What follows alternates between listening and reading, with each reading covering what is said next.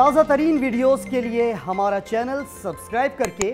Bell icon press کریں تاکہ آپ کو ملے ہر اپڈیٹ سب سے پہلے۔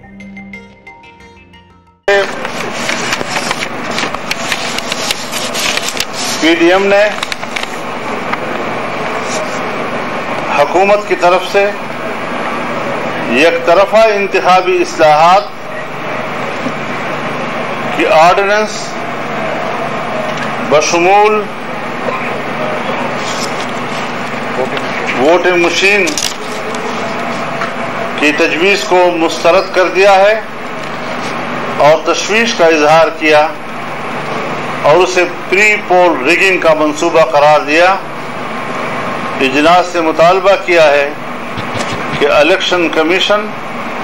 پاکستان جو آئینی طور پر صاف اور شفاف الیکشن کرانے کا ذمہ دار ہے، فوری طور پر تمام سیاسی جماعتوں کا اجلاس بلائے، انتخابی اصلاحات پر قومی اتفاق رائے سے پیکج وضع کرے جسے پارلیمنٹ کے سامنے پیش کیا جا سکے۔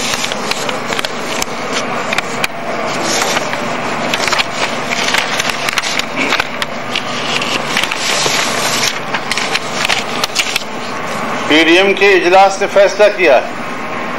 کہ پی ٹی آئی حکومت کی کرپشن اور غیر آئینی اقدامات کے خلاف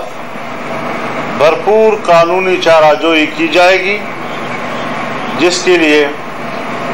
قانونی ماہرین کی ٹیم تشکیل دی جا رہی ہے،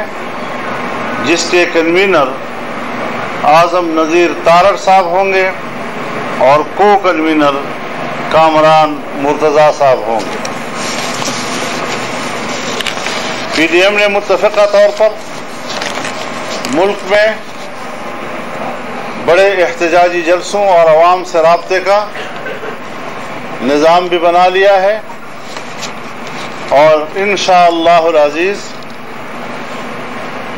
4 جولائی کو سوات میں بہت بڑا احتجاجی مظاہرہ کیا جائے گا اور اس کے بعد 29 جولائی کو کراچی میں بہت بڑا جلسہ کیا جائے گا اور جب ہم 14 اگست کو یوم آزادی منائیں گے تو اسلام آباد میں یہاں پر بہت بڑا عظیم الشان مظاہرہ ہوگا جس میں پاکستان کی آزادی، کشمیر کی آزادی اور مسجد اقصی کی آزادی کے موضوعات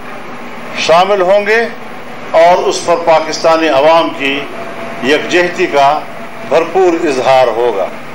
تو اس حوالے سے اب تک یہی فیصلے ہوئے ہیں جو آپ کے ذریعے عوام تک پہنچانے کا اظہار ہے۔